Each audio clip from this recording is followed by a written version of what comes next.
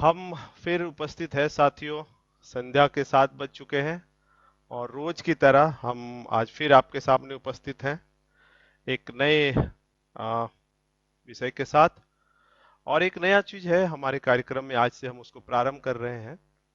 क्योंकि जो democratic organisation होता है, जो डेमोक्रेटिक जो विचारधारा होती है, जो जो लोकतांत्रिक जो प्रक्रिया होती है, उसमें सुनने और सुनाने दोनों की बातें आदान प्रदान होनी चाहिए।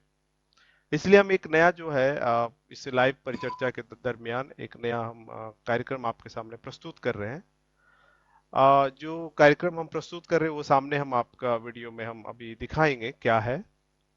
और साथ ही जो आज विषय है, आप जानते हैं विषय बड़ा ही बहुत ही, क्या बोलते हैं उसको, कंट्रोवर्शियल है, मतलब बहुत ही संशय वाला है। जी। जी, और तो ये विषय जो है हम आपके सामने लेकर आए हैं तो वो हम आपको दिखाएंगे। लेकिन सबसे पहले हम जो प्रारंभ कर रहे हैं आज से नया एक आपके सामने एक प्रयोग के तौर पे हम इसको ला रहे हैं। आप इसको देखिए ध्यान से। हम जो आपके सामने ला रहे हैं, इसको ध्यान से देखिए आप। जी। ये लाइव कार्यक्रम में विचारों का आदान प्रदान है। एक ये हम कार्यक्रम शुरू कर रहे हैं। हम जब लाइव कार्यक्रम चलाएंगे तो विचारों का आदान प्रदान हम करेंगे आपस में। जो दर्शक देख रहे हैं, जो हमारे साथ लाइव में जुड़ते हैं, उनके साथ भी हम एक अपॉर्चुनिटी खोल रहे हैं। हम उसमें करना ये है कि एक सवाल यहाँ से पूछा जाएगा। एक सवाल जो है, लाइव जो डिस्कशन चल रहा होगा उसके आगे या बीच में कभी भी आपसे सवाल पूछा जाएगा। जैसे ही सवाल आपसे पूछा जाएगा, आपको कमेंट बॉक्स में उसका जवाब देना है। जो सवाल हम पूछेंगे लाइव कार्यक्रम के दरमियान, एमबीएन न्यूज नेटवर्क की ओर से जो सवाल आपके सामने रखे जाएंगे, वो आपको उसके जवाब आपको देने पड़ेंगे। आपको देना चाहिए अगर आप जानते हैं तो। कमेंट बॉक्स में आपको देना है वो जवाब। और वो जब जवाब देंगे तो फिर दूसरे दिन जो आप जवाब दिए हैं, आपकी राय रिकॉर्ड की जाएगी। आपकी राय जो है रिकॉर्ड की जाएगी। और राय रिकॉर्ड करके फिर उसको हम दूसरे दिन के लाइव में उसको दिखाएंगे। अपना जवाब चल रहे कार्यक्रम के कमेंट बॉक्स में आप देंगे, और साथ ही अपना मोबाइल नंबर भी आप देंगे। साथ ही अपना मोबाइल नंबर भी आप देंगे। फिर दूसरे दिन हम आपको वो जो लाइव जो जिन्होंने सही जवाब देंगे उन साथियों का रिकॉर्ड किया जाएगा। सही जवाब देने वाले साथियों के लिए उनके विचार रिकॉर्ड का लिंक कमेंट बॉक्स में उपलब्ध करा दिया जाएगा। कार्यक्रम के तुरंत बाद बीच में ही हम लिंक उपलब्ध करा देंगे। जो कमेंट बॉक्स होगा उसमें लिंक उपलब्ध करा देंगे। आपने जो विचार दिया उस संदर्भ में हम 1 मिनट 2 मिनट का हम आपसे राय लेंगे, और राय लेने के बाद फिर हम उसको दूसरे दिन वो आपका जो रिकॉर्ड रहेगा उसको हम फिर लोगों तक पहुंचाएंगे कार्यक्रम के बीच में। सही जवाब देने वाले जो साथी रहेंगे उनको हम कमेंट बॉक्स बॉक्स में हम रीड करेंगे। हमारी जो टीम है वो रीड करेगी, और फिर वो जो प्रबंधक कमेटी एमबीएन टीम की, वो आपसे कांटेक्ट करेगी। और कांटेक्ट करके फिर आपके विचार को रिकॉर्ड करेगी। रिकॉर्ड करके दूसरे दिन के लाइव में उसको हम फिर इस लाइव पर चर्चा के प्रारंभ में हम दिखाएंगे कि क्या आया। ये देखिए, सही जवाब देने वाले साथियों के साथ एमबीएन न्यूज नेटवर्क टीम विषय पर राय लेगी, और दूसरे दिन लाइव परिचर्चा में राय दर्शकों तक पहुंचाएगी। तो ये आज का जो है नया एक हम प्रयोग के तौर पर हम इसको प्रारंभ कर रहे हैं। और इस कार्यक्रम में आपको शामिल होना है। अधिक से अधिक लोगों को कमेंट में लिखना है जो सवाल पूछा जाएगा। ये है कार्य, ये जो है कार्यक्रम को हम कह रहे हैं लाइव परिचर्चा में विचारों का आदान प्रदान। ये एक हम प्रस्तुत करने जा रहे हैं। तो चलिए हम परिचर्चा को शुरू करते हैं, और कार्यक्रम के बीच में हम सवाल आपके सामने रखेंगे। सबसे पहले हम जो विषय है आज का वो हम स्क्रीन पे लाते हैं। ये विषय है, भारत में आर्य विदेशियों की क्या पहचान। ये सब्जेक्ट है आज का, भारत में आर्य विदेशियों की क्या पहचान। और इसमें हमारे साथ जुड़ेंगे आ, मूल निवासी रंजन चौधरी हमारे साथ जुड़ेंगे। हमारे साथ जुड़े जी। हुए हैं जी। जय भीम, जय मूल निवासी। स्टेट प्रेसिडेंट बामसेफ झारखंड है। बामसेफ के हमारे प्रदेश स्तर के साथी हैं, और पूरे जो झारखंड में जो चल रहा है ऑर्गेनाइजेशन, उसको वो देख रहे हैं। दूसरे जो हमारे साथी हमारे साथ है इस पैनल में, वो है मूल निवासी डॉक्टर राजेश राम है। ये भी बिहार से हैं, और ये भी प्रदेश स्तर के पदाधिकारी हैं बामसेफ के। जी, जय भीम, जय मूल जय निवासी। मूल्यवासी जी। जय मूल निवासी। तो हम सभी साथियों का हम सबसे पहले इस कार्यक्रम में अभिनंदन करते हैं। स्वागत करते हैं। जो हमारे पैनलिस्ट हमारे साथ जुड़े हुए हैं उनका हम अभिनंदन करते हैं, और हम परिचर्चा को शुरू करते हैं। सबसे पहले मैं हम चलेंगे रंजन चौधरी सर के पास चलेंगे। मूल निवासी रंजन चौधरी प्रदेश अध्यक्ष हैं बामसेफ के। हम उनसे इस विषय पर हम पहले चर्चा शुरू करते हैं। सर, आपसे जो हमारा पहला सवाल है, ये विषय तो है, उसमें ब्राह्मण शब्द नहीं है, एक तो क्लियर हो गया। क्योंकि कहीं ना कहीं अगर हम ब्राह्मण शब्द का अगर हम जिक्र करते हैं तो फिर हमारा समाज बहुत क्लोज हो जाता है उससे।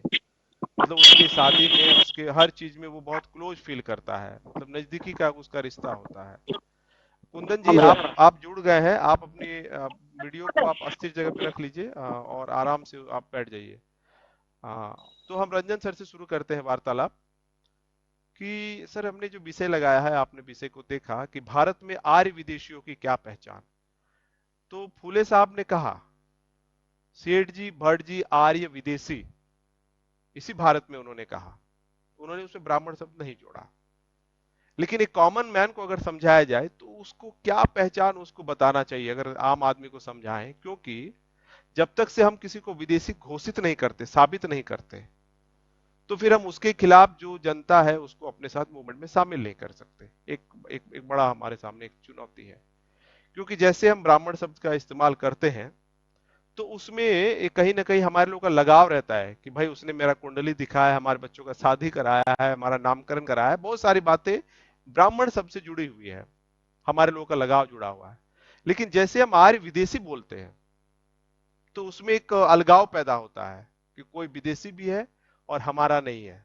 तो एक सर आपके सामने ये सवाल है कि क्या उसकी उसकी आइडेंटिफिकेशन कैसे कॉमन मैन को करना चाहिए। जी, रंजन सर, आप अपनी बात रखिए। जी,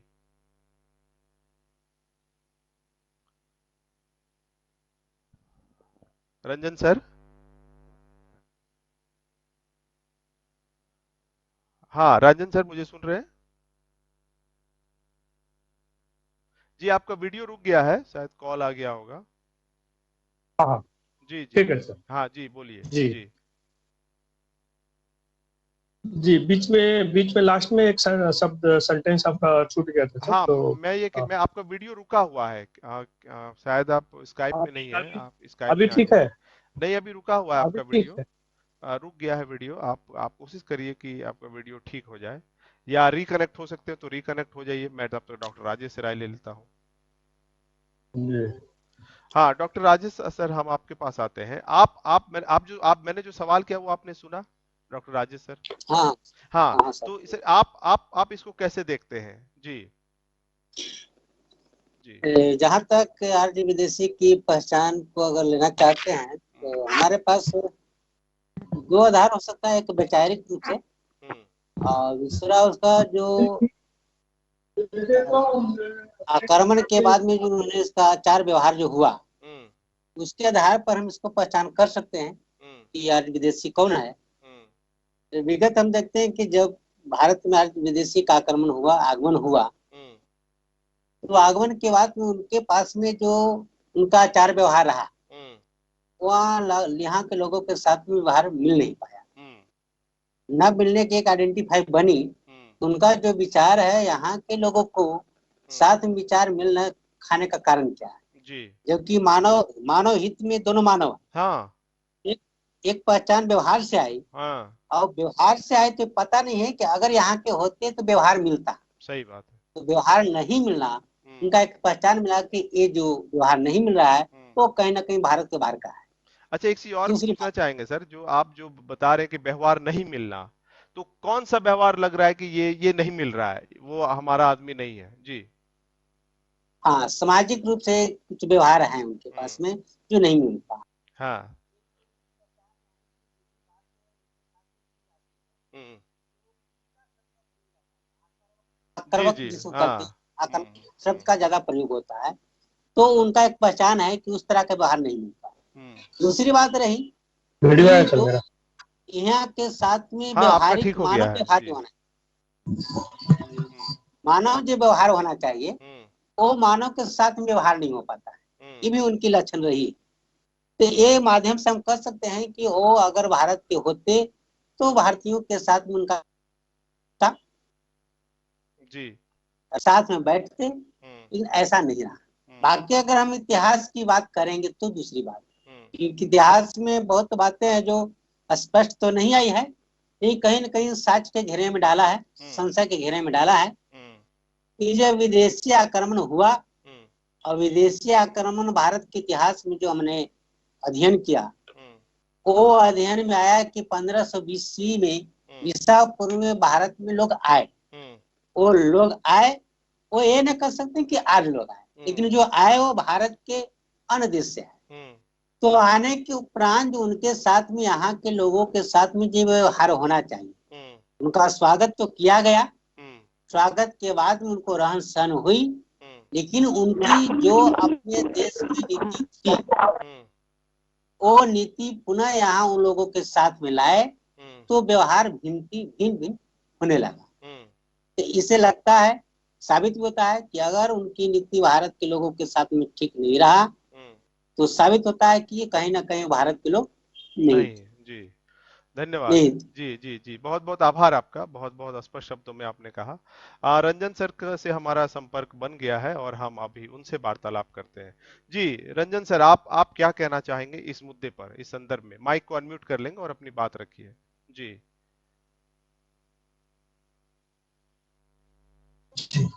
बहुत बहुत धन्यवाद। और सभी पैनलिस्ट एवं एमबीएम न्यूज नेटवर्क को जय भीम, जय मूल निवासी, जय संविधान। आज का विषय से स्पष्ट है कि भारत में आर्य विदेशियों की क्या पहचान है। मतलब यह स्पष्ट है कि आर्य जो भारत में है वो विदेशी है।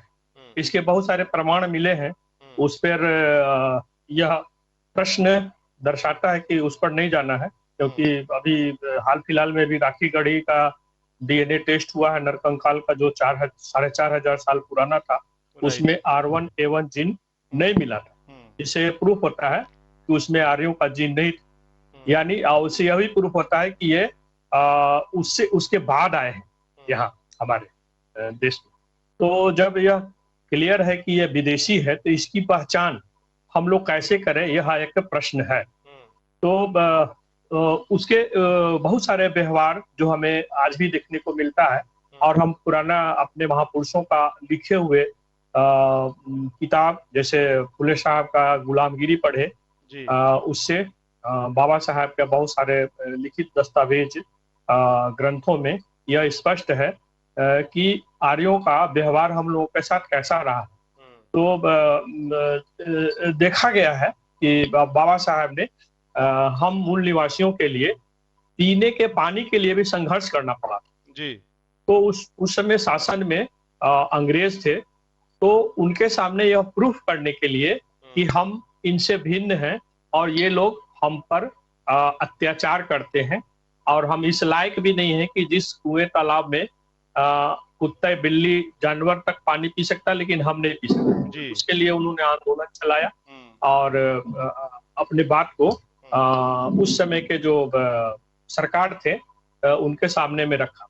और यह आज के संदर्भ में भी देखा जाता है, बहुत सारे कार्यालय में देखा जाता है कि किस प्रकार से जो पहचान ऑलरेडी हो चुके हैं दोस्त दुश्मन की, उनका व्यवहार मूल निवासियों के साथ कैसा रहता है। और समाज में भी देखा जाता है कि गांव मोहल्ले, यहाँ तक कि शहर में भी यह देखा जाता है कि जो आर्य लोग हैं वो मूल निवासियों के साथ व्यवहार ठीक नहीं करते हैं, यानी भेदभाव करते हैं। हम अगर अपने पारिवारिक या सामाजिक आस पड़ोस के विवाद को लेकर हम थाना पुलिस में जाते हैं रिपोर्ट करने, अगर वहां पर शासन में आ रहे हैं तो वो इस तरह से भेदभाव करते हैं और अपना एजेंडा चलाते हैं। अगर हमारी दो अलग अलग जातियों के मूल निवासी कहीं आपस में कोई विवाद हुआ, तो वहां वो इस प्रकार से प्रयोग करते हैं अपने एजेंडे को कि उस जाति में से कौन बड़ी जाति का है और कौन छोटी जाति का है। हाँ, उसमें फिर अलग अलग वो लोग बात करते हैं, उससे पैसा भी लेते हैं और उसको एक जाति के दूसरे जाति के लोगों के प्रति भड़काने का भी काम करते हैं कि तुमसे वो नीची जाति का है, तुम उससे कैसे लगे। और वो नीची जाति वालों को वो बताता है कि तुम उस ऊंची जाति वाले से क्यों लड़ाई करते। फिर मामला को वहां रफा दफा नहीं करके उसको कोर्ट में भेज देते। जी, पेचीदा कोर्ट में बना जाने देता के है। बाद, जी। हाँ हाँ, कोर्ट में जाने के बाद भी उसी तरह से शोषण होता है। आप वहाँ जो पेशकार है या फिर आप वकील के, दोनों को वकील को रखना पड़ता है, दोनों वकील भी वही लोग मिलते हैं। इस प्रकार से हमारे समाज के व्यवहारिक जीवन में भी यह देखने को मिलता है कि आर्य कौन है और हमारा उनका व्यवहार कैसा है, और उसको पहचान करना बहुत आसान है। जी। और अगर मैटर यह उससे उलट हो कि यह विवाद अगर दो आर्यों के बीच में हुआ, वे दोनों भी अपने समाज में या परिवार में या फिर आस पड़ोस में झगड़ा करते हैं, दोनों आर्य हो, और उनके वो लोग जब थाना में जाते हैं तो उनको पेचीदा नहीं करके थाना से ही मामलों को सलटाने का व्यवस्था किया जाता है। मतलब मदद करते हैं। जी। हाँ, उसको वो लोग मदद करते हैं। मदद की और भावना। हाँ, मूल निवासियों को इस प्रकार से प्रताड़ित, या मतलब उसको पता भी नहीं चलता है कि उसके साथ क्या हो रहा है, और उसको अच्छा लगने लगता है कि हम कोई ठीक ही बता रहा। उसने भी एक फ्रिक्शन डालना, ये उसका एजेंडा जो है चलते रहता है, जो हमारे महापुरुषों ने संकेत दिया था, ये हमें आगे चलकर हमको भी आपस में फोड़ने का कोशिश करेगा। और हम लोगों को हमारे संगठन भी इस प्रयास में है कि हम लोगों को एक दूसरे से जोड़ के रखना चाहिए, यही उसकी पहचान है। जी जी, बहुत बहुत आभार आपका, बहुत ही स्पष्ट शब्दों में कहा। जो हम एक कार्यक्रम प्रारंभ किए हैं उसके बारे में एक बार और हम दर्शकों को हम सूचना देंगे, लेकिन बाद में देंगे। अभी हम आते हैं डॉक्टर राजेश सर के पास। कुंदन सर, आपसे आग्रह है कि आप मुझे सुन पा रहे हैं क्या? अपनी माइक को आप अनम्यूट करिए। कुंदन जी, आप अपनी माइक को अनम्यूट करिए। कुंदन जी हैं जो गया से चुनाव लड़े थे, और मतलब बड़े जो जो हम कहते हैं ब्राह्मण मीडिया, उसमें भी इनको कभी कभी दिखाया गया था कि इन्होंने कैसे नॉमिनेशन किया है। कुंदन जी, आप अपनी माइक को ऑन करिए। इसलिए इन सब समस्याओं से निजात पाने के लिए हम कुछ पहले ही हम टेक्निकल रूप से लोगों को आगाह करना चाहते हैं, इसलिए समय से जुड़ने का हम बार बार प्रयास करते हैं। चलिए, उनसे संपर्क नहीं हो रहा, हम डॉक्टर राजेश के पास चलते हैं। डॉक्टर राजेश से मेरा सवाल है, जैसा आप लोगों ने बताया, आपने कहा, कुंदन जी से हम जुड़ नहीं पा रहे हैं।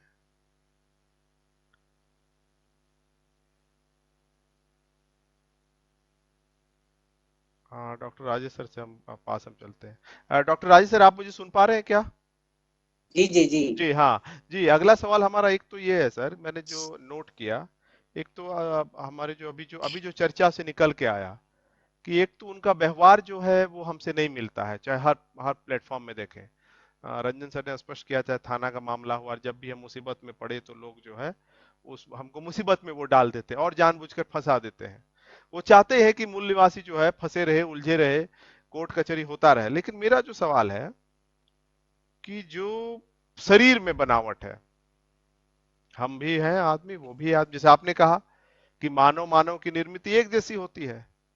अगर हम शारीरिक बात करें तो एक तो जनेऊ वाला मसला है, एक तो जनेऊ वाला मसला है कि वो जनेऊ पहनते हैं आर्य विदेशी।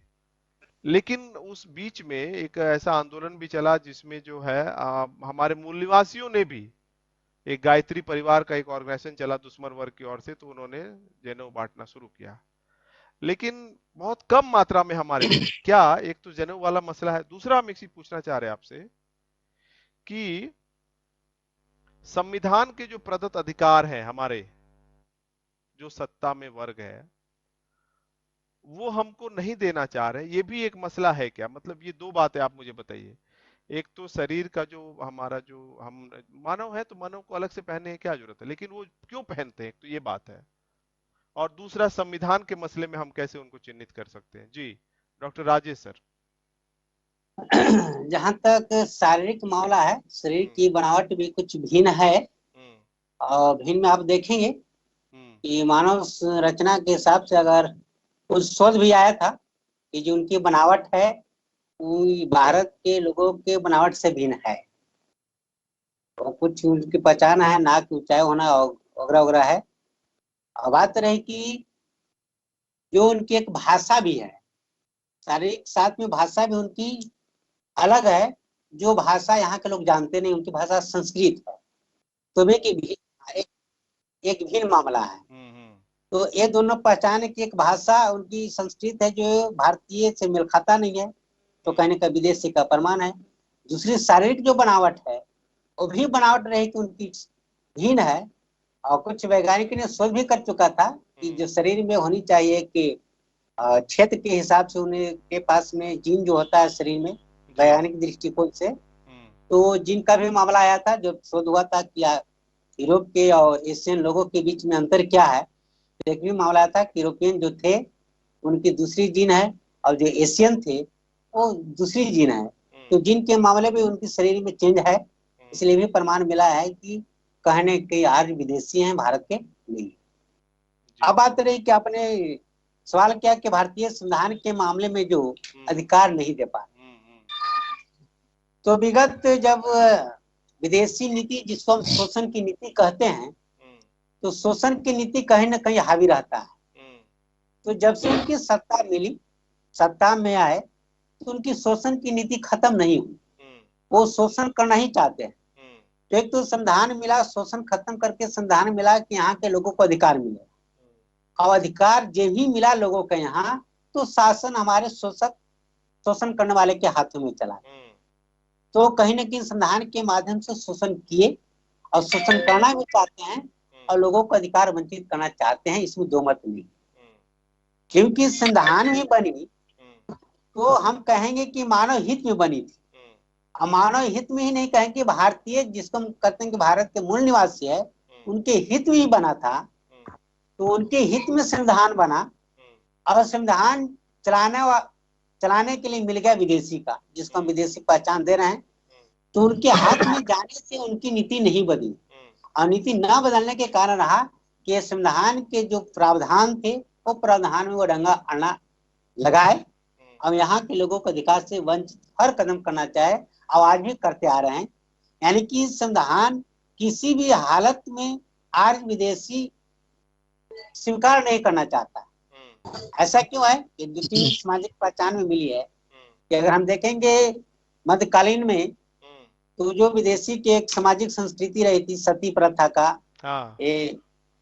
बाल विवाह का और विधवा विवाह का रोक का, ये सामाजिक पहचान रही थी कि आज विदेशी ने ही रोक लगाया था। और रोक लगाने के कारण स्पष्ट है कि उन्होंने जो जाति व्यवस्था बनाया उसको खत्म नहीं, इसके लिए व्यवस्था बनाया। तो ये भी एक पहचान है कि जाति जो सामाजिक व्यवस्था लाया उन्होंने, तो ऐसा व्यवस्था कहीं ना कहीं भारत के मूल निवासियों की व्यवस्था नहीं रही। तो ये पहचान है कि विदेशियों ने कहीं ना कहीं अपनी वर्चस्व को बनाने के लिए नए नए तरीके से व्यवस्था थोपते हैं। तो भी थोका जो संविधान उसको अंततः आखिरकार खत्म कर चुका, तो वो व्यवस्था को पुनः लाना चाहते हैं, शोषण की भी से लाना चाहते हैं। तो हम ये कह सकते हैं कि संविधान के साथ उनके साथ धोखाधड़ी हो रही है, कर रहे हैं, और मूल निवासियों को कहीं ना कहीं संविधान से रोकना चाहते हैं, अधिकार से रोकना चाह रहे हैं। जी, बहुत बहुत धन्यवाद, बहुत बहुत आभार आपका जी, धन्यवाद। हमारे साथ डॉक्टर मूल निवासी रंजन चौधरी जी जुड़े हुए हैं। हम उनसे ये सवाल को थोड़ा सा ट्विस्ट करके पूछना चाहेंगे कि भारत के जो बैकवर्ड क्लास के लोग हैं, उन बैकवर्ड क्लास को संविधान के तहत स्पेशल प्रोविजन दिया गया, भाई उसको हम अगर रिप्रेजेंटेशन कहें और कॉमन भाषा में हम उसको अगर हम आरक्षण कहें तो। लेकिन जब से संविधान भारत में लागू हुआ, तब से बैकवर्ड क्लास के हित में जो प्रोविजंस है, क्या उसका हमेशा से विरोध करने वाले भी आर्य विदेशी? ऐसा एक तो ये बात है, ये बताइए। दूसरा, जेनो जो संबंधित है उस संदर्भ में भी अगर आप उस डॉक्टर राजेश के अलावा अगर कुछ जोड़ना चाहते हैं तो आप बताएं। जी रंजन सर। जी जी जी जी सबसे पहले तो जो आर्यों की जो पहचान हुई है, उसमें उसको पहचानने के लिए जनेऊ, टीका लगाते हैं और टिक्की भी रखते हैं। हाँ, एंटीना जी, एंटीना हाँ। ये सब उनकी पहचान है ही। और साथ ही साथ इन लोगों का ये जो जनेऊ से संबंधित है, यह एक अपने लिए एक व्यवस्था रखा है कि वो इसके माध्यम से एक संस्कार करता है, जिसके तहत वो जनेऊ विधि के इस अनुष्ठान के तहत वो जनेऊ को धारण करता है। और इसमें उसने बहुत सारे नियम बना के रखा, वो उसके लिए है। लेकिन यह उसकी बहुत सारा पहचान के साथ यह भी एक पहचान है कि चुटिया, अंटीना, टिक्की, टीका लगाना, जनेऊ पहनना। और साथ ही साथ उसका एक समाज के अंदर में कहते कि सामाजिक फॉरवर्डनेस, यानी कि सामाजिक वो उनका जो स्थिति है वो बहुत स्ट्रांग होने, स्ट्रांग होने के कारण उसका चाल ढाल भी कुछ अलग रहता है। मतलब कि अगर हमारा समाज में किसी भी व्यक्ति का, कोई भी व्यक्ति हो, चाहे मूल निवासी हो या आर्य हो, अगर उसका समाज में प्रतिष्ठा होता है तो सीना तान कर, गर्दन उठाकर और शान से चलता है। यह उन लोगों को पैदाइशी मिला हुआ, और वो इस प्रकार से उस समाज के कहीं भी वो जाते हैं, किसी भी भीड़ में वो अकेला भी रहता है तो सीना उठाकर बात करता है, गर्दन उठाकर बात करता है। और उसकी आवाज में भी एक अजब तरह का रौब होता है। मतलब कि उसको यह पता है कि हमारे विरोध में हम जो कुछ भी बोलेंगे लोगों को मानने के लिए विवश कर देंगे। और साथ ही साथ वो अपनी जात भी बताता है। अगर मान लीजिए किसी ने विरोध किया तो उस बात को प्रूफ करने के लिए कि हम सर्वश्रेष्ठ अपना जात बताता है, बिना पूछे बताएगा। बिना पूछे, बिना पूछे बताया कि मैं ये हूँ, मैं इस जात से बिलोंग करता हूँ, कोई पूछे या ना पूछे। मतलब यह कि वह अपना जो स्थिति है, समाज में जो स्टेटस है, उसके वजह से भी उसका एक अलग से पहचान उभर कर आता है, जो हम लोगों ने अपने स्टडी में देखा है। वह अपने, और दूसरी तरफ जो हमारे हम मूल निवासियों को, बैकवर्ड क्लासेस को जो संविधान में बहुत सारा जो प्रावधान जो प्रदत्त है उसे हम लोगों को नहीं मिल पाता है। इसके कारण यह है कि ये संविधान चलाने की जिम्मेवारी भी उन्हीं लोगों के हाथ में है, क्योंकि ऊंचे ऊंचे पदों पर संविधान को अपने कब्जे में, और संविधान को हमारे जो हमको मिलना चाहिए वो अधिकार है, अधिकार का उन्होंने ग्रैब करके रखा है, कब्जा करके रखा है कि उनको चलाना है। और इसीलिए संविधान को सौंपते समय बाबा साहब ने जो कहा कि संविधान में कितना भी अच्छा क्यों ना लिखा गया हो, अगर चलाने वाले लोग अच्छे नहीं होंगे तो बुरा साबित होगा।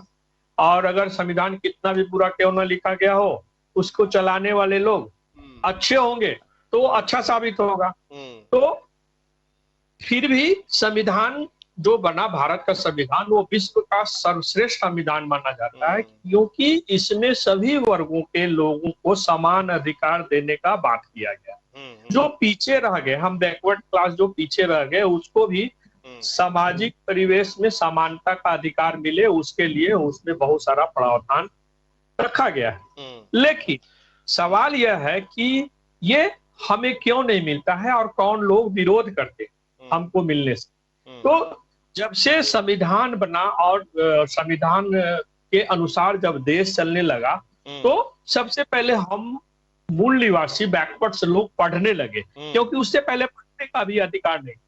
तो जैसे जैसे मूल निवासी लोग पढ़ने लगे और अपने अधिकारों को समझने लगे और अपना अधिकार जब लेने लगे, तब विरोध करना शुरू हुआ।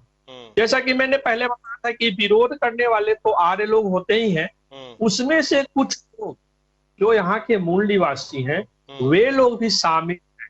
क्यों शामिल हैं? तो जैसा कि वो फूट डालो राज करो करता है, ये तुमसे बड़ी जात है, वो तुमसे बड़ी जात है, तो उस प्रकार से वो कुछ लोगों को बड़ी जात बताकर वो अपने साथ मिलाता है और उसको अपना मुंह बनाता है। वो कहता है मैं थोड़े विरोध कर रहा हूँ, देखो वो तुम्हारा ही आदमी विरोध कर रहा है, इस प्रकार से। तो सवाल यह भी उठता है कि अगर सत्ता, शासन, प्रशासन इनको चलाने की जिम्मेवारी मिली है, देश चलाने की जिम्मेवारी मिली है, तो बहुसंख्यक लोगों के साथ यह अमानवीय व्यवहार क्यों करता है? क्यों नहीं उसको अधिकार देता है? अगर देश की तरक्की, देश का उन्नति वो चाहता हो तो संविधान के तहत सभी को अधिकार देता ताकि देश उन्नति करे। तो उसका कारण यह है कि वे लोग हमें मानव ही नहीं समझते, मतलब ये है कि वो हमारे साथ पूर्व में अमानवीय व्यवहार करते आ रहे थे। अंग्रेजों के शासन काल में बहुत सारा जो उनके जो रीति रिवाज थे, जो कानून थे, जो अमानवीय थे, उसको अंग्रेजों ने कानून को रद्द किया और नया कानून लागू किया। उसमें बहुत सारा कानून जो था, सती प्रथा जैसा कि बाल विवाह प्रथा, फिर आपको ये नर बलि, ये सब मंदिरों में जो स्त्री को भेजा जाता था, ये सब बहुत तरह की एक कुरीतियां थी जो इन विदेशी आर्यों के द्वारा बनाया हुआ था, जो हम लोगों के ऊपर में थोपा गया था, जो सिर्फ मूल निवासियों के लिए ही था। मूल निवासियों को पर कैसे अत्याचार करें, इसके लिए यह व्यवस्था बनाया गया था, ताकि ये लोग एकजुट होकर संघर्ष नहीं कर पाए। परंतु जब से संविधान आया और हम सब पढ़ने लगे, अपने अधिकारों को समझने लगे और हम अपने अधिकारों को प्राप्त करने लगे, और उसके बाद जो हमारी स्टेटस कुछ सुधरने लगी, पूरी तरह से सुधरने लगी, तो फिर उन लोगों ने प्लानिंग के तहत एक व्यवस्था किया कि कैसे इन लोगों को आपस में फूट डालें, क्योंकि ये संविधान बिल्कुल ही करुणा पर आधारित है। ये मानव को मानव समझता है, लेकिन जिनके हाथ में यह चलाने का सिस्टम है, अधिकार है, वे लोगों में करुणा नाम की चीज ही नहीं है। वो हमारे साथ अमानवीय व्यवहार करते थे, आज भी करते। आज करने का वो तरीका को बदल दिया है। जो संविधान हमारे लिए, हम इंसानों के लिए बनाया गया था, उसी संविधान के आड़ में आकर वो हमारे साथ उसी के पीछे उसी को कोट करके वो हमारे साथ इस तरह का ऐसा व्यवहार करता है जो अमानवीय नहीं है। इस प्रकार यह प्रूफ होता है और इसकी यह पहचान होती है कि किस तरह से हम मूल निवासियों के साथ व्यवहार करके वो अपनी पहचान को उजागर कर रहा है। जी जी जी जी, धन्यवाद। अगला जो हमारा सवाल होगा सर, वो थोड़ा मतलब उसको समझना बहुत जरूरी है कि हम जो चर्चा कर रहे हैं आर्य विदेशियों का, उसमें मतलब ब्राह्मण शब्द को हमने अलग किया है। आर्य ब्राह्मण विदेशी या आर्य ब्राह्मण, ब्राह्मण शब्द को थोड़ा हमने उसको कम किया है। क्या मतलब इसको व्यवहार में लाना चाहिए, नहीं चाहिए, इस पर हम चर्चा करेंगे आगे। लेकिन अभी हम फिर से दर्शकों को एक बार जो हमने शुरू किया है इम्पोर्टेंट आदान प्रदान, उसके बारे में हम सूचना देना चाहेंगे। कार्यक्रम ये है लाइव परिचर्चा, विचारों का आदान प्रदान। हम अभी क्वेश्चन भी अब आपके सामने लाएंगे, लेकिन जो रूल्स है वो आप समझ लीजिए। लाइव परिचर्चा में विचारों का आदान प्रदान यह कार्यक्रम हम शुरू कर रहे हैं अभी, और इसमें जो सही जवाब देंगे, जो भी हम सवाल करेंगे उसका जो सही जवाब जो साथी देंगे कमेंट बॉक्स में, उनका रिकॉर्ड करेंगे, उनकी राय लेंगे दूसरे दिन, और फिर उसको लाइव जो है परिचर्चा में हम दर्शकों तक पहुंचाएंगे। वो जो अपना लाइव चल रहे लाइव का कमेंट बॉक्स में दे सकते हैं। अपना मोबाइल नंबर भी उसमें उनको देना है, मोबाइल नंबर भी उसमें देना है, ताकि हम उनसे संपर्क करेंगे, हमारी जो कमेटी है उनसे संपर्क करेगी। उसके तुरंत बाद हम लिंक भी उस कमेंट बॉक्स में हम उपस्थित करेंगे। लिंक भी आपको लाइव कार्यक्रम के दरमियान ही आपको हम उपस्थित करा देंगे, और फिर आप बाद में हमारी जो कमेटी है वो आपसे बात करेगी और आपका जवाब आपको रिकॉर्ड करेगी, और फिर दूसरे दिन के लाइव परिचर्चा में आपके सामने वो लाएगी। तो जवाब जो सवाल है आज हमारा, वो हम आपके सामने ला रहे हैं। ये सवाल है आज का, आपके सामने स्क्रीन पर है, ये सवाल है। आज का सवाल यह है, कांग्रेस ने ही बीजेपी का निर्माण किया है, कैसे? बहुत ही महत्वपूर्ण है, कुछ भी लिखा जा सकता है, लेकिन हम ये कमेंट बॉक्स में देखना चाहते हैं और लोगों का राय भी जानना चाहते हैं कि वास्तव में क्या मसला है। जो भी साथी अगर देख रहे हैं उनको ये लिखना चाहिए। बहुत सारी बातें हैं, लोग अभी जो है माहौल जो बन रहा है उसमें ऐसा है कि लोग बीजेपी की तरफ नाखुश हो रहे हैं, तो फिर कांग्रेस के तरफ कहीं ना कहीं सॉफ्ट कॉर्नर उनका बन रहा है। तो आज का जो सवाल है, कांग्रेस ने ही बीजेपी का निर्माण किया है, कैसे?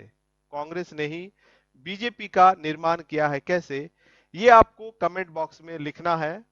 फिर जो कमिटी है, जो हमारी जो एमबीएन की कमिटी है, वो आपसे राय लेगी, और राय लेकर फिर वो दर्शकों को कल आपके राय जो आपने कमेंट में लिखा है वो क्यों है, वो आपने जो राय दिया है वो किस बिना पे दिया है, क्या आपके सामने उसका आधार है, ये इंपॉर्टेंट है। तो फिर से हम आपके सामने एक बार सवाल ला रहे हैं। सवाल ये है, कांग्रेस ने ही बीजेपी का निर्माण किया है। कांग्रेस ने ही बीजेपी का निर्माण किया है, कैसे? एक इंपॉर्टेंट हम सवाल है, और कमेंट बॉक्स में हम लिंक भी देंगे, कैसे आप रिकॉर्ड कराएंगे वो हमारी रिस्पॉन्सिबिलिटी है। आप सिर्फ अपना मोबाइल नंबर जो है आप जरूर कमेंट बॉक्स में लिखेंगे। जब आप राय देंगे तो आप कमेंट बॉक्स में अपनी राय लिखें और साथ में अपना मोबाइल नंबर भी दर्ज कराएं। कुछ समय लगेगा इसको समझने में, 1 सप्ताह 2 सप्ताह, लेकिन ये बहुत महत्वपूर्ण है। हमारे सामने बहुत सारे विचार आ जाएंगे तो हम उस पर फिर एक एपिसोड भी बना सकते हैं। तो ये आज का सवाल है, कांग्रेस ने ही बीजेपी का निर्माण किया है, आपको इसका जवाब देना। धन्यवाद।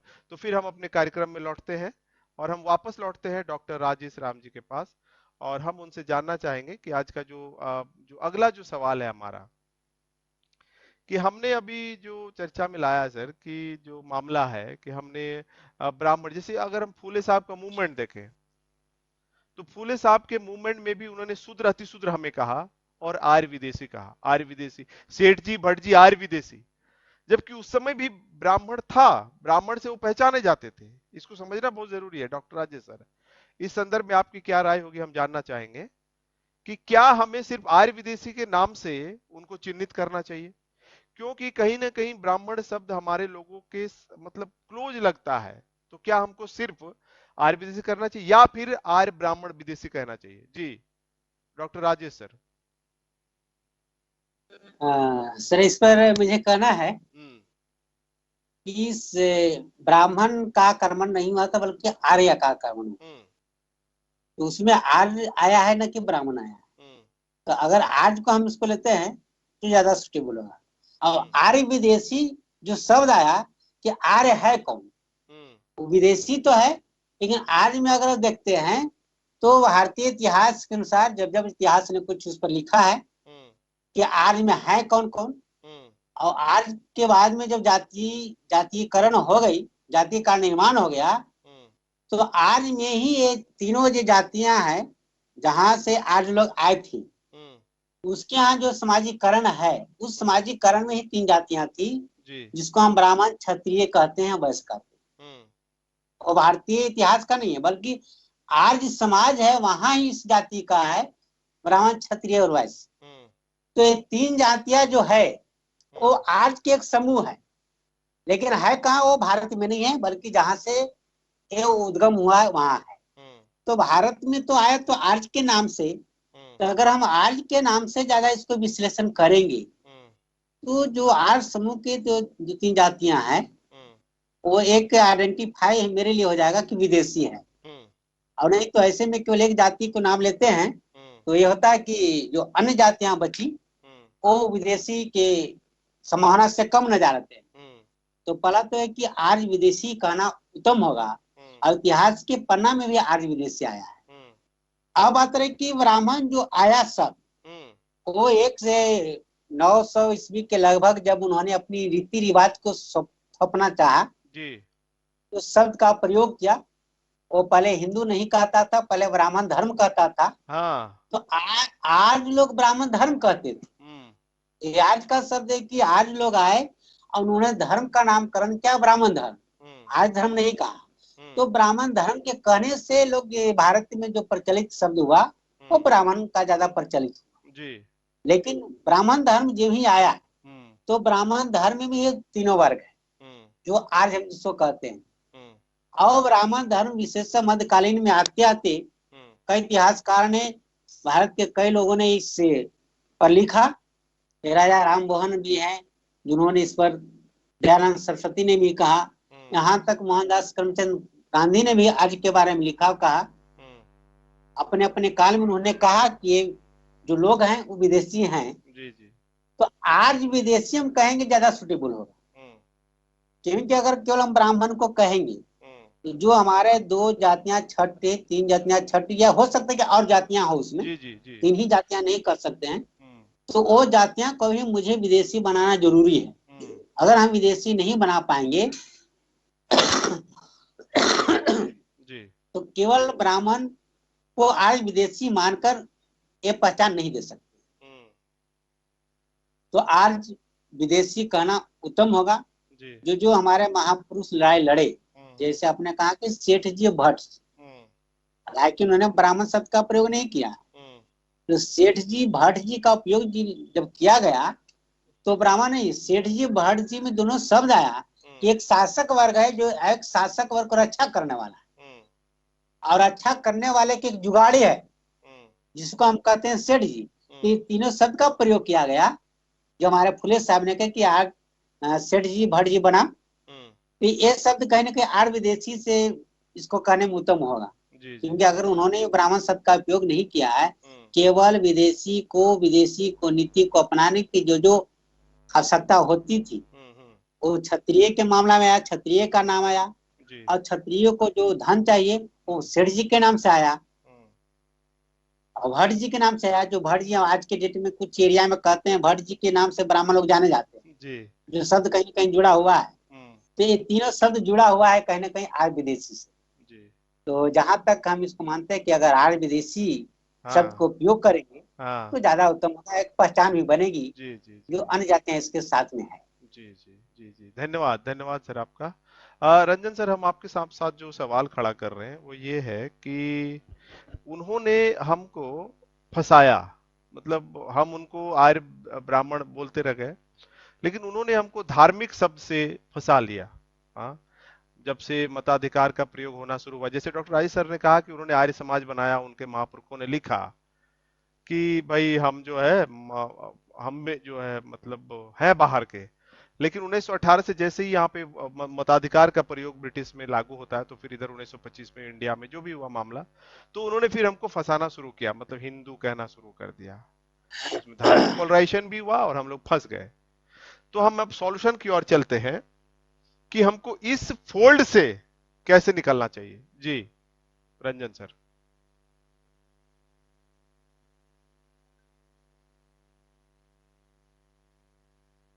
जी माइक को अनम्यूट कर लेंगे सर, माइक को अनम्यूट कर लेंगे सर। जी जी सर, यह सर वर्षों से चलता रहा एक युद्ध है, विचारधारा की लड़ाई है। और इस विचारधारा की लड़ाई में जो हमारे शैतानी दिमाग के लोग, दुश्मन लोग हैं, उन लोगों ने समय समय पर अपना युद्ध करने का या फिर हमें गुलाम बनाने का जो षड्यंत्र है वो हमेशा समय के अनुसार बदलता रहा। जैसा कि आज यह सवाल उठ रहा है कि हम इसको किस नाम से इंगित करें। हालांकि इससे पहले हमारे महापुरुषों ने क्लियर पहचान बता रखा है कि जैसा कि फुले साहब ने कहा कि ये विदेशी जो सेठ जी भट्ट जी हमारे दुश्मन है, और सेठ जी भट्ट से शूद्र अति शूद्र के बीच की लड़ाई है।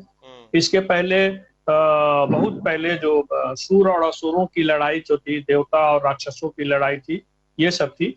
लेकिन आज के परिवेश में जो हम लोग अपने महापुरुषों के आंदोलन को इतना आगे तक ले आए हैं, तो प्रश्न यह खड़ा उठता है कि हम अपने ही लोगों के बीच जैसे ही ब्राह्मण का शब्द का प्रयोग करते हैं तो उसमें थोड़ा सा हिचकिचाहट होता है कि इस शब्द को लेकर हम कैसे आगे बढ़े। हाँ। लेकिन हाँ प्रश्न यही है सर कि हम लोग कैसे आगे बढ़े। तो लेकिन यहाँ तक भी हम लोग इसी प्रश्न के, इसी शब्द को लेकर ही आगे बढ़े।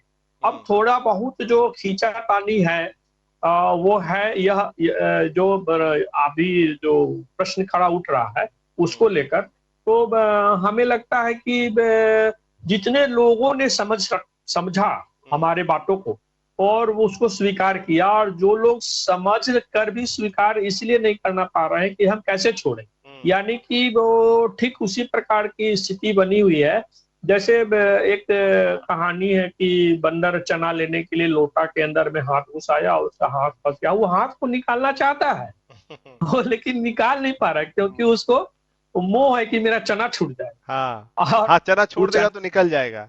जी, चना छोड़ देगा तो निकल जाएगा, हाथ निकल जाएगा, वो आजाद हो जाएगा।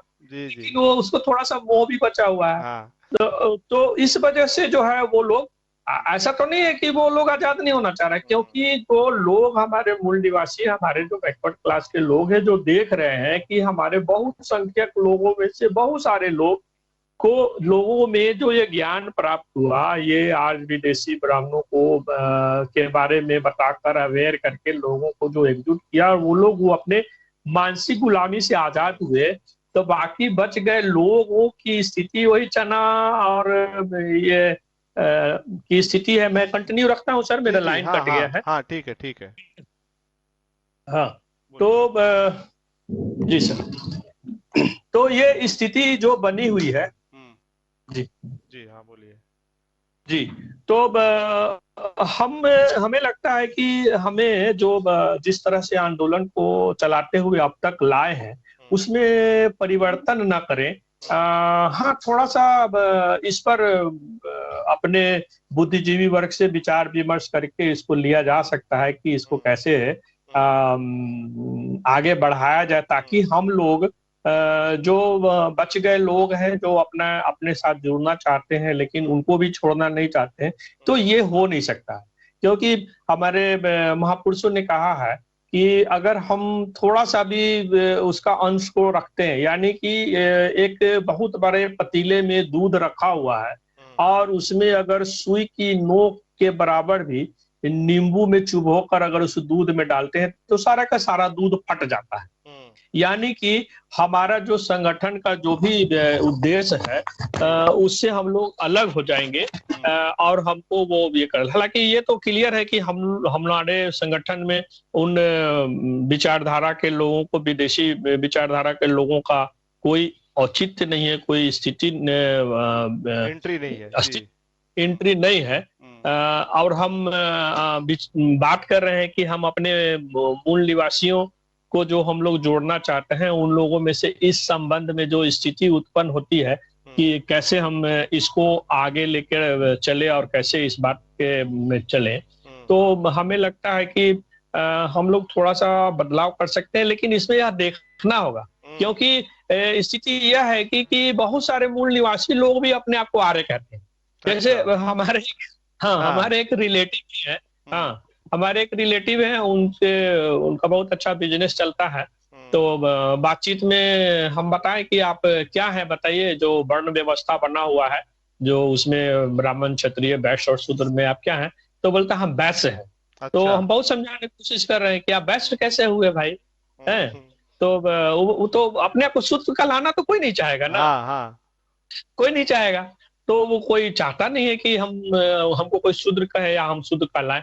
तो बहुत समझाने के बाद बोलता है क्या कि हम तो आर्य हैं, हम लोग आर्य के वंशज हैं, हम लोग आर्य हैं। तो ये सारी बातें हैं, जब हम आर्य को ही विदेशी बोलेंगे और हमारे ही कुछ लोग अपने आप को आर्य समझकर बैठे हुए हैं और अपने नाम के आगे टाइटल में भी कुछ लोग आर्य लगा कर लिखते हैं, तो ऐसी स्थिति में कहीं यह भी संभावना उत्पन्न हो जाए कि हम अपने ही लोगों को विदेशी न दें।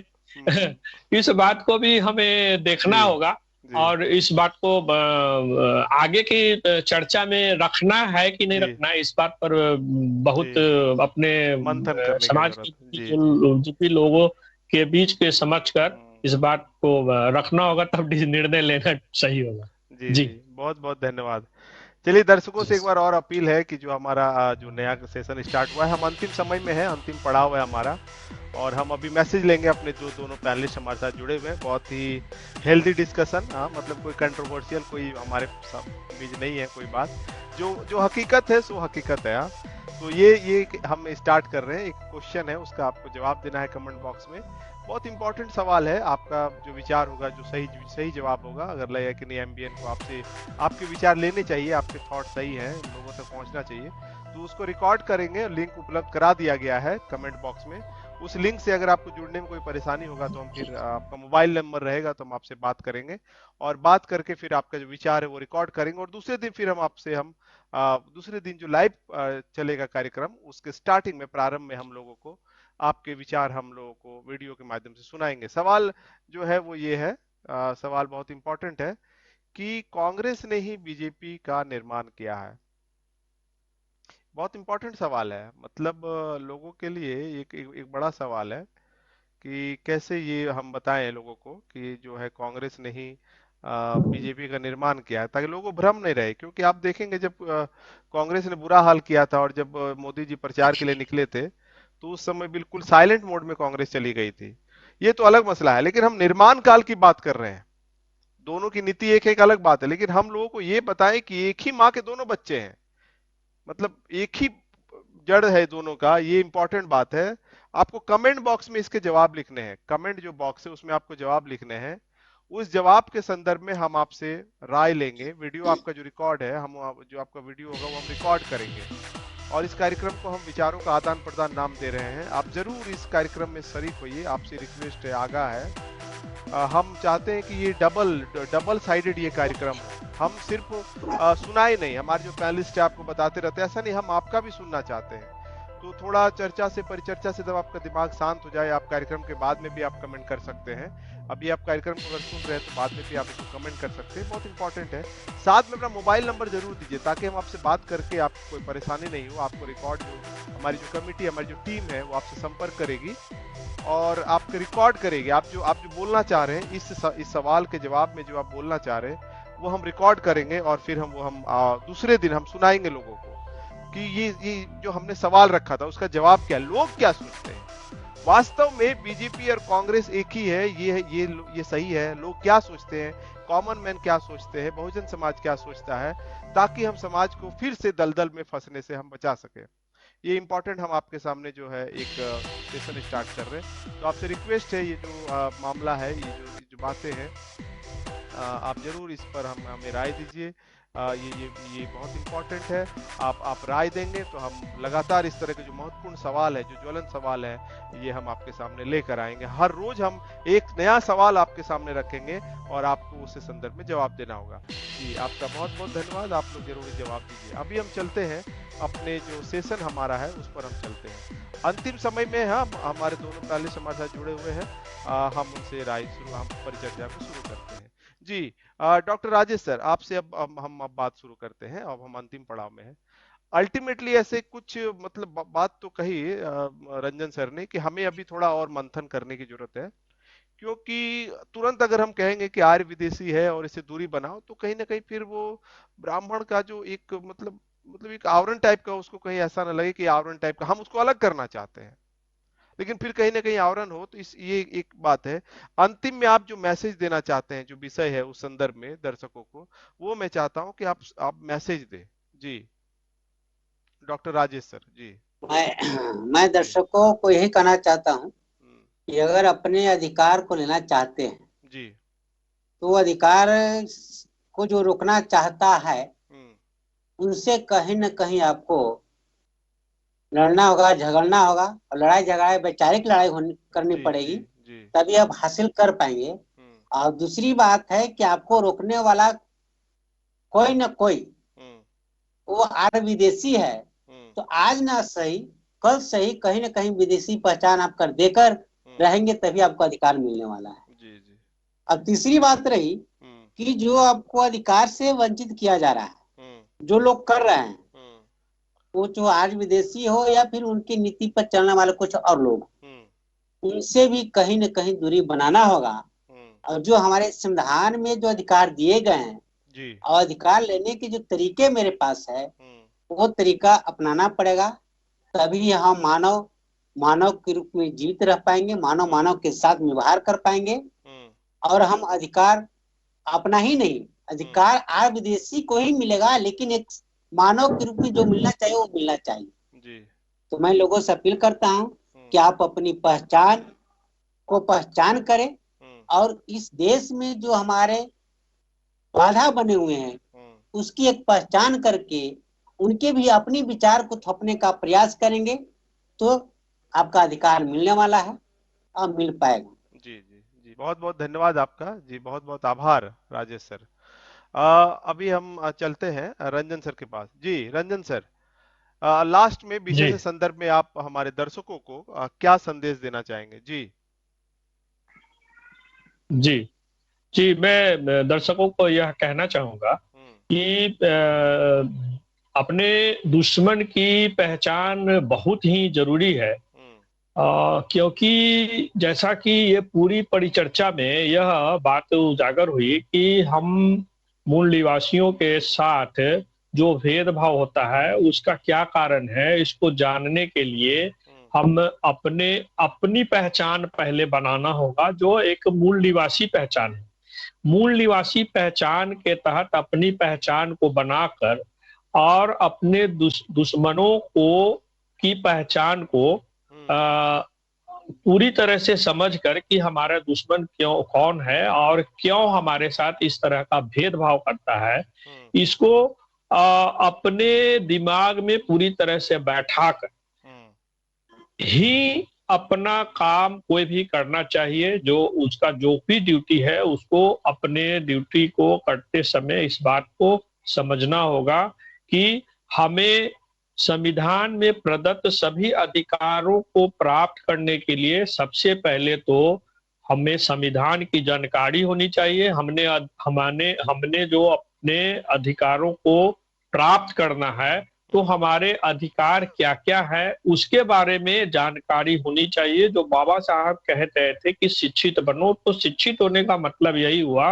कि आप अपने अधिकारों को जानो, उसके बाद अपने पहचान जो मूल निवासी पहचान है उसे बनाकर संगठित करो और तब जाके अपने अधिकारों को प्राप्त करने के लिए संघर्ष करो। तभी हम अपने अधिकारों को प्राप्त कर सकते हैं जो ऑलरेडी हमें संविधान में प्रदत्त है। जी धन्यवाद। जी बहुत बहुत आभार आपका, बहुत बहुत धन्यवाद। बहुत ही स्पष्ट शब्दों में आपने दर्शकों को मैसेज दिया। जो हमारे साथी पैनलिस्ट जो हमारे साथ आज जुड़े हुए थे, हम उनका इस परिचर्चा में हेल्दी डिस्कशन के लिए, मैं चूंकि काफी इस विषय को लेकर चिंतित था, भयभीत था कि मतलब एक तरह से ये महसूस हो रहा था कि कहीं ये कंट्रोवर्शियल मामला जो है ये कैसे हम इसको डील करेंगे। लेकिन हमारे दोनों पैनलिस्ट साथियों ने, कुंदन जी हमसे नहीं जुड़ पाए टेक्निकल वजह से, लेकिन हमारे दोनों जो प्रदेश स्तर के जो ये संगठन होता है हम बोलते हैं कि बामसेफ जो है बुद्धिजीवी वर्ग का ऑर्गेनाइजेशन है। ये ऑर्गेनाइजेशन का रोल है कि कैसे ऑर्गेनाइजेशन के रोल किसी ज्वलंत मुद्दे पर भी तार्किक जवाब देते हैं। ये हमारे लोगों को सीखना और समझना बहुत जरूरी है ना, वो बहुत इंपॉर्टेंट बात है। तो मैं दोनों पैनलिस्ट जो हमारे साथ मूल निवासी रंजन चौधरी जी, झारखंड प्रदेश अध्यक्ष बामसेफ, और जो हमारे स्टेट मेंबर हमारे डॉक्टर राजेश राम जी बामसेफ बिहार से थे, मैं उनको बहुत बहुत एक बार फिर से धन्यवाद अदा करता हूं। और फिर उनकी अनुमति से एक बार और मैं जो हमने कार्यक्रम शुरू किया उसको हम आप दर्शकों के सामने हम रखते हैं। ये जो कार्यक्रम है आप जरूर देखिए, लाइव परिचर्चा में रोज हमारा कार्यक्रम देखिए, बीच में हम सवाल खड़ा करेंगे, आप बाद में भी कमेंट कर सकते हैं। विचारों का आदान प्रदान ये बहुत इंपॉर्टेंट है। आज का जो सवाल है वो यह है कि क्या कांग्रेस ने ही बीजेपी का निर्माण किया है। आप दीजिए राय कमेंट बॉक्स में, हम उसको दर्शकों तक पहुंचाएंगे। ये हम आपसे वादा करते हैं कि जो भी सही जवाब होगा हम दर्शकों तक पहुंचाएंगे। कार्यक्रम के बाद में भी आप उसमें जवाब दे सकते हैं। आप अपना मोबाइल नंबर भी उसमें दीजिए।